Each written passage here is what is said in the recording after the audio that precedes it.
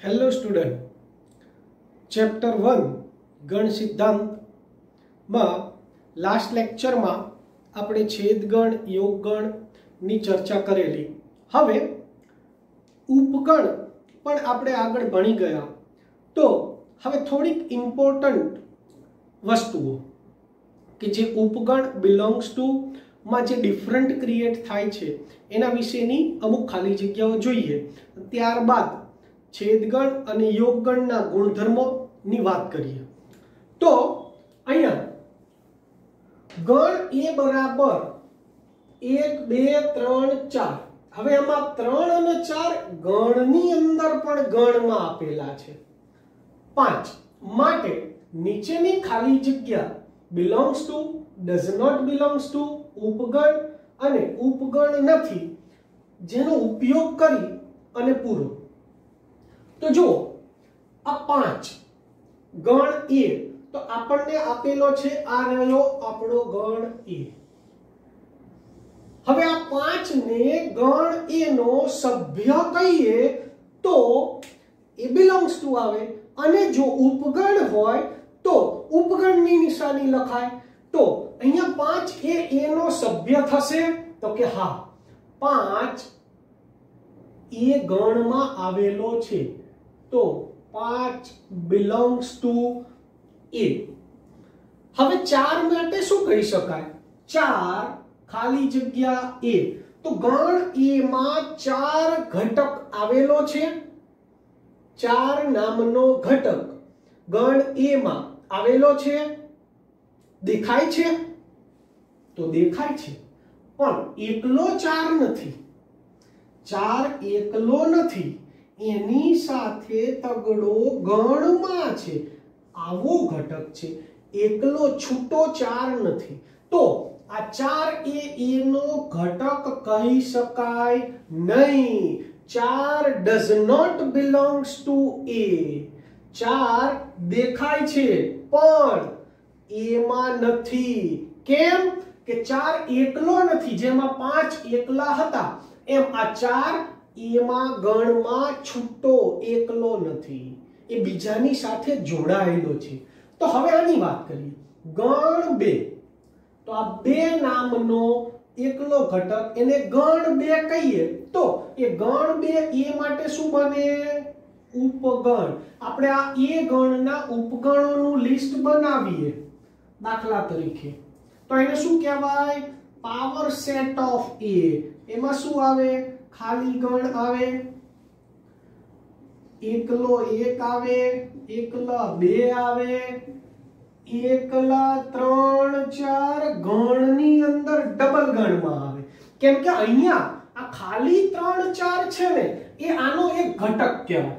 आ 3 4 ए एक घटक छे ए नो એટલે ગણ 3 4 belongs to a आवे અને એને ગણમાં બીજા ગણમાં લખો ત્યારે એ ઉપગણ બને।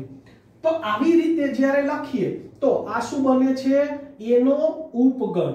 એવું 1 2 એટલે કે બે બે ઘટકો જ્યારે આવશે તો 1 અને 2 1 અને 5 આવા આ બધા જ એના ઉપગણ બનશે। 2 5 આ ઉપગણ છે એટલે ગણ 1 2 એનો ઉપગણ છે।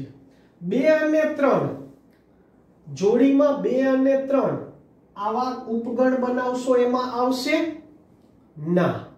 કેવો ગણ આવશે આમાં? તો કે 2 અને બીજા ઘટક તરીકે 3 4 આ ભેગો આવશે। કેમ કે આ પણ એક ઘટક છે અને આ પણ એક ઘટક છે એટલા માટે એ 2 ઘટકથી બનતો ઉપગણ બને। खाली 2 અને 3 એના ઉપગણ તરીકે આવશે નહીં અને આ ગણ છે તો અહીંયા લખાય ઉપગણ નથી। belongs to નથી આવું નહીં ઉપગણ નથી। ખાલી ગણ તો ખાલી ગણ આપણે જાણીએ છીએ કે દરેક ગણનો ઉપગણ હોય। તો 5 ઉપગણ A 3 4 सिंगल 3 4 तो आनो घटक छे तो सिंगल 3 4 belongs to અને ડબલ કાઉન્સ માં 3 4 એટલે ઉપગણ ખાલી ગણનો ગણ આ ગણમાં ખાલી ગણ તો આ ગણમાં કેટલા સભ્યો ખાલી ગણ 0 સભ્યો કે 1 સભ્ય તો આ ગણમાં 1 સભ્ય કયો તો કે ખાલી ગણ આને કહેવાય અને આને પણ ખાલી ગણ કહેવાય પણ આ ગણની અંદર જ્યારે 1 સભ્ય લખી દઈએ એટલે બની જાય આ એક ઘટક વાળો એકાકી ગણ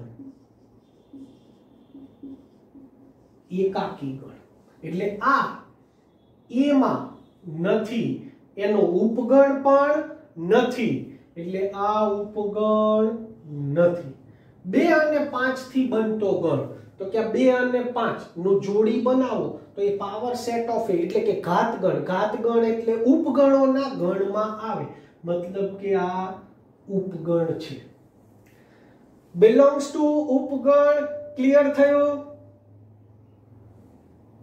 1.3 માં દાખલો ત્રીજો આના જેવો છે એમાં સત્ય અસત્ય લખવાનું છે ઉપગણ belongs to ઉપગણ does not belongs to જેવા સંકેત આપેલા છે સત્ય કે અસત્ય ચેક કરો તો હવે તમે ક્લિયર થશો એમાં આવો જ એક્ઝામ્પલ છે એટલે સ્વાધ્યાય 1.3 દાખલા નંબર 3 હવે બીજી એક વાત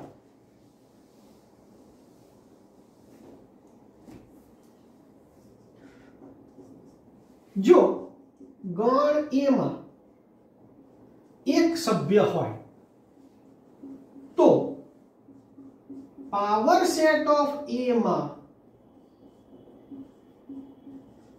ઘટકો કેટલા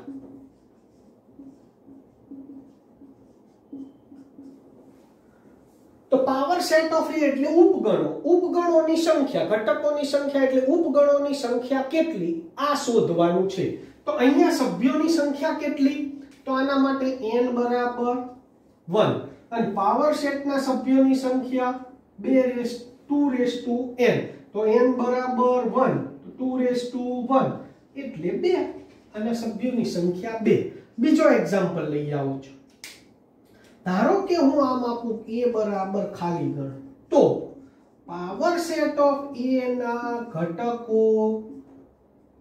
ખાલી જગ્યા કેટલા સંખ્યા થાય તો ખાલી ગણમાં n બરાબર 0 આ a ગણ ખાલી ગણ છે ખાલી ગણમાં સભ્યો કેટલા હોય તો કે 0 અને 0 સભ્ય હોય તો પાવર સેટ ઓફ a માં કેટલા આવે 2 ની n ઘાત 2 ની 0 કોઈ પણ સંખ્યાની 0 ઘાત શું આવશે 1 એટલે કે પાવર સેટ ઓફ a માં અહીંયા આવશે એક ઘટક હજી જો મારા જેવો થોડો ઓકવર્ડ ટીચર હોય ને તો કેવો પ્રશ્ન પૂછે જો a બરાબર ab તો પાવર સેટ ઓફ a ના ઘટકોની સંખ્યા બરાબર ખાલી જગ્યા મસ્ત એક્ઝામ્પલ છે ઇન્ટરેસ્ટિંગ જો અહીંયા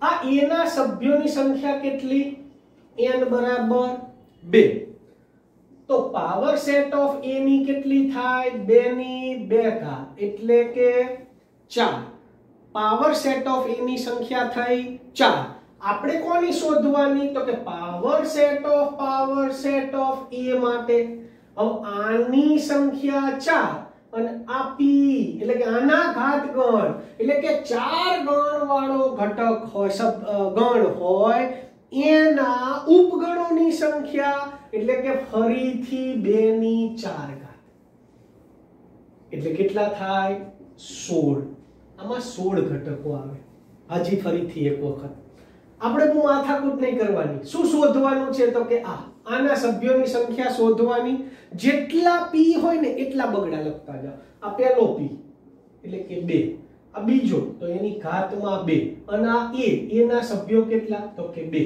હવે આમથી સાદું રૂપ અપાય એટલે કે 2 ની ઘાતમાં 2 દુ 4 એટલે કે 16. જો બીજો એક્ઝામ્પલ જોઈએ એટલે મજા આવે. ધારો કે ગણ a બરાબર 2 3 4 તો પાવર સેટ ઓફ a ના સભ્યો ની સંખ્યા ખાલી જગ્યા. તો આપણે શું શોધવાનું? Power set of a. આ પાવર સેટ પહેલાનો બગડો, આ બીજા પાવર સેટ એની ઘાતમાં બગડો, અને આ a ના સભ્યો કેટલા? તો કે 3. હવે સાદું રૂપ આમથી આપવાનું ઉપરથી, એટલે કે 2 ની 3 ઘાત પહેલા થાય. 2 ની ઘાતમાં 2 ની 3 ઘાત 8, 2 ની 8 ઘાત 2 દુ 4 દુ 8 દુ 16 દુ 32 દુ 64 દુ 128 દુ 500 ને 256 દુ 512 એટલે કે 256 આવશે. સોરી, 2 ની 8 ઘાત 256. આ 2 ની 8 ઘાત થઈ. એટલે કે જો a બરાબર 2 3 4 આવું હોય તો એનો ઘાત ગણ લો, પાવર સેટ ઓફ a. એટલે હવે આપણને ક્લિયર થશે કે આ શોધશો ત્યારે આ બધા ઉપગણ, તો આમાં કેટલા આવશે ઘટકો? 8, કેમ કે 2 ની 3 ઘાત. હવે 8 ઘટકો વાળા માટેનો ફરીથી ઉપગણ લેવાનો થાય તો 2 ની 8 ઘાત એટલે 256. હવે કોઈ એમ કે સાહેબ મારે 256 નું લિસ્ટ બનાવવું છે, ભૂલ પડે. યાર પડે જ, હું લખું તોય પડે. એટલે 256 નું લિસ્ટ બનાવવાનું ન આવે, ખાલી સંખ્યા કેટલી થાય છે ને એ અગત્યનું છે, એ મહત્વનું છે, એ પૂછાશે, એ યાદ રાખવાનું છે. આપણે આનું લિસ્ટ બનાવવાનું નથી. ક્લિયર?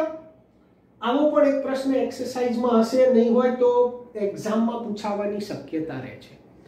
ચલો નેક્સ્ટ આગળ જોઈએ. છેદ ક્રિયા અને યોગ ક્રિયાના કેટલાક ગુણધર્મો જે તમે આગળના ધોરણમાં અભ્યાસ કરેલો છે, ફટાફટ એક વખત જોઈ લઈએ. યોગ ક્રિયા છેદ ક્રિયાના ગુણધર્મો. ક્રમનો નિયમ.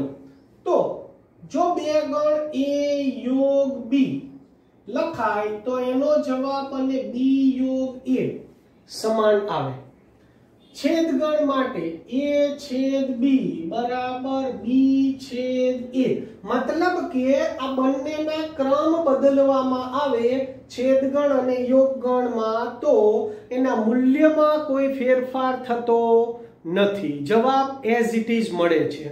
બીજો છે જૂથનો નિયમ, એટલે કે 3 ગણ માટે a યોગ b યોગ c બરાબર a યોગ b યોગ c, અને પછી છેદગણ માટે a છેદ b છેદ c બરાબર a છેદ b છેદ c.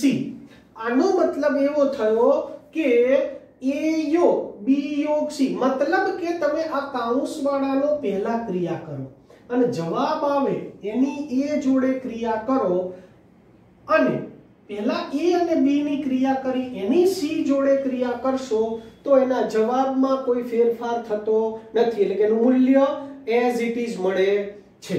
એવું છેદગણમાં b અને c નો છેદગણ લઈ a સાથે છેદગણ લો, અથવા તો a અને b નો છેદગણ લઈ પછી c સાથે છેદગણ લો તો એના મૂલ્યમાં ફેરફાર થતો નથી. આને કહેવાય જૂથનો નિયમ, એટલે કે જૂથની અદલા બદલી કરી શકાય. અહીંયા b અને c નું જૂથ હતું, આ બાજુ a અને b નું, એટલે કે જૂથ બદલો તો પણ એના નિયમમાં એટલે કે જવાબમાં ફેરફાર થતો નથી. ત્યારબાદ છે સ્વયંઘાતી નિયમ. સ્વયંઘાતી નિયમ એટલે a યોગ a શું આવે તો કે a, અને a છેદ a શું આવે તો કે a. આ સ્વયંઘાતી. છેદગણ અને યોગગણ જો ગણ પોતાની સાથે જ કરવામાં આવે તો એનો જવાબ એઝ ઇટ ઇઝ રહે છે. 5 નો નિયમ, એટલે કે a યોગ 5, અને આ u નો તો a યોગ u. એવું જ અહીંયા a છેદ 5 અને a છેદ u. આ 4 અગત્યની વસ્તુ છે, વારંવાર આ ઉપયોગમાં આવશે, ધ્યાન રાખો. એ યોગ 5 5 સાથે કોઈ પણનો યોગ ગણ એટલે મૂળ ગણ પોતે જ આવે.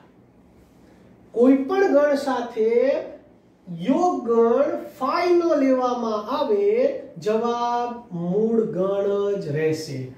a છેદ 5 5 સાથે કોઈ પણનો છેદ ગણ લો તો 5 એનો વિનાશ કરી કાઢે, 5 જ વધે, કશું જ ના વધવા દે, કેમ કે ખાલી ગણમાં કંઈ છે જ નહીં. તો એની સાથે છેદ ગણ લઈએ તો શું થાય?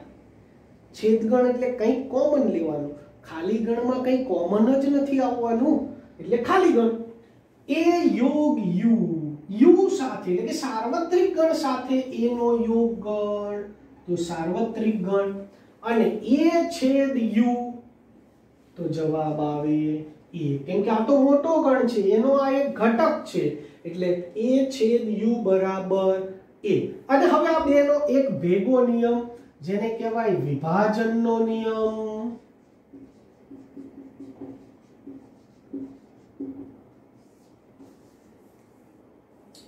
વિભાજનનો નિયમ તો a છેદ b યોગ c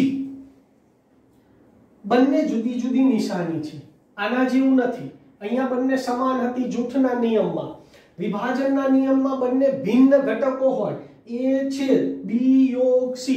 તો આપણે પેલું 10મા ધોરણમાં બહુપદીમાં વિસ્તરણ કરીને કૌંસ છોડતા ને એના જેવું કરવાનું છે અહીંયા. તો કે આ a b સાથે જોડાય, a c સાથે જોડાય, પણ નિશાની કઈ લઈને જાય તો કે છેદ ગણ વાળી, એટલે કે a છેદ b, પછી આ વચ્ચે u એટલે કે યોગ ગણ, અને a છેદ c. a નો b સાથે છેદ ગણ યોગ, a નો c સાથે છેદ ગણ, આવું જ અલગ પેલામાં એટલે a યોગ b છેદ c, એટલે a યોગ b, આ a નો b સાથે યોગ ગણ, a નો c સાથે યોગ ગણ, પણ વચ્ચે છેદ ગણ એટલે કે a યોગ c. આને કહેવાય વિભાજનનો નિયમ. આવું આપણે બહુપદીમાં કરીએ 2 ગુણ્યા x પ્લસ y તો શું કરીએ છીએ 2x 2y, મતલબ આ ગુણાકાર આની જોડે કર્યો, 2 into x હતું, વચ્ચેની નિશાની વત્તા 2 into y. આ વિભાજનનો નિયમ છે, પણ આ સરવાળા અને ગુણાકાર માટે હતો. આ વિભાજનનો નિયમ છે જે છેદગણ અને યોગગણ માટે છે. ક્લિયર? વિભાજનનો નિયમ ચકાસો, એનો એક એક્ઝામ્પલ જોઈએ એટલે તમને વધુ આઈડિયા આવે. ચલો દાખલો આપેલો છે a ગણ b ગણ અને c ગણ માટે વિભાજનનો નિયમ ચકાસો. આવું પણ પૂછે અને ઘણી વખત નિયમ આપે પણ ખરા. તો a છેદ b યોગ c, a છેદ b યોગ a છેદ c ચકાસો. તો આપણે પહેલો નિયમ માટે આપણે શું આ બંને કૌંસ વાળા ઘટકો શોધવા પડશે. તો શોધી લઈએ. તો પહેલા લઈએ b યોગ c, તો કે b ગણ 2 4 6 8 યોગ 3 5 6 7 b અને c. હવે જો ધ્યાન રાખજો, લખવામાં આપણે ખાસ થોડા આળસુ હોઈએ ને, એટલે જ્યારે પણ આવું કરવાનું આવે યોગગણ કે છેદગણ શોધવાનો આવે તો પહેલા b ગણ c ગણ લખવાનો પછી જવાબ લખવાનો, ડાયરેક્ટ જવાબ લખવાનો નહીં. તો હવે આનો યોગગણ તો બધા જ ઘટકો એક એક વાર આવવા જોઈએ, 2 3 4 5 6 7 અને 8. હવે આપણી ડાબી બાજુનો જવાબ મળી શકશે a છેદ b યોગ c. a ગણ કયો તો કે 1 2 3 4 છેદ b યોગ c માં 2 3 4 5 6 7 8. આમાં સામાન્ય શું એટલે છેદગણ, આમાં કોમન શું આવવાનું તો કે 2 3 2 3 4 4. કામ પૂરું થઈ ગયું અને પરિણામ 1 કહીએ. હવે જમણી બાજુ માટે a છેદ b અને a છેદ c શોધવા પડશે. તો હવે a છેદ b તો a ગણ 1 2 3 4 છેદ 2 4 6 8 આનો છેદગણ કોમન શું તો કે 2 અને 4 જો છે હવે a છેદ c a અને c નો છેદગણ તો કે 1 2 3 4 છેદ c ગણમાં 3 5 6 7 આમાં શું કોમન છે તો કે 3 હવે આપણી જમણી બાજુમાં શું લેવાનું છે તો કે a છેદ b યોગ a છેદ c a છેદ b યોગ a છેદ c a છેદ b ની કિંમત આવી ગઈ 2 4 યોગ a છેદ c ની કિંમત આવી ગઈ 3 આ બંનેનો યોગગણ 2 3 4 અને કહેવાય પરિણામ 2 જો 1 અને 2 2 3 4 2 3 4 સમાન છે તો લખાય કે પરિણામ 1 અને 2 પરથી કહી શકાય કે a છેદ b યોગ c a છેદ b યોગ c બરાબર જમણી બાજુ એટલે કે a છેદ b યોગ a છેદ c એટલે કે આપણો વિભાજનનો પ્રથમ નિયમ ચેક થયો આવી જ રીતે આ બીજો તમારે કરવાનો છે સેમ ટુ સેમ મેથડ થી લખવામાં ખાસ આળસ નહીં કરવાની ક્લિયર હવે આના ઉપરથી તમે સ્વાધ્યાય 1.4 ના એક્ઝામ્પલ્સ કરી શકશો અને બીજું એક તફાવત ગણના એક બે એક્ઝામ્પલ જોઈએ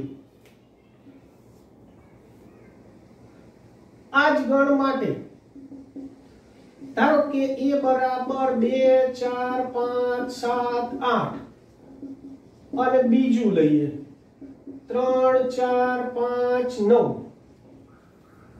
આ બે ગણ માટે a b શોધો લાસ્ટ ટાઈમ આપણે તફાવત ગણના એક્ઝામ્પલ જોયેલા ફરીથી રિવાઇન્ડ કરાવું છું કેમ કે સ્વાધ્યાય 1.4 માં તફાવત ગણના 2-3 એક્ઝામ્પલ છે હવે તમે જાતે કરી શકશો a b તો કે ગણ લખો 2 4 5 7 8 -3 4 5 9 થયું હવે તફાવત ગણમાં યાદ કરીએ શું કરવાનું a માં હોય પણ b માં ન હોય એવા સભ્યો a માં હોય એટલે કે આમાંથી કોમન હોય એ કાઢી નાખો કામ પૂરું બંનેમાં કોમન શું તો કે 4 અને 5 તો કે ગણ a માંથી આ કોમન વાળા ઉડાડ દો એટલે આ જે 2 7 ને 8 છે એ a માં છે પણ b માં નથી 2 7 8 આવું જ b a માટે તો કે b ગણ 3 4 5 9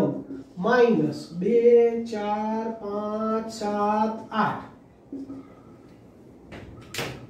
આમાં કોમન 4 5 4 5 તો પહેલા ગણમાંથી કોમન હોય એને કાઢી નાખવાના એટલે મળી જાય તફાવત ગણ તો શું આવ્યું 3 અને 9 આ થયો તફાવત ગણ ક્લિયર હવે સ્વાધ્યાય 1.3 1.4 કમ્પ્લીટ કરી નાખો અને જે ડાઉટ હોય એ મને WhatsApp કરજો કે સર આ ક્વેશ્ચન નથી ખબર પડતું તો નેક્સ્ટ લેક્ચરમાં આપણે એના જ પ્રશ્નોની વાત કરીશું ઓકે બેટા C you soon bye bye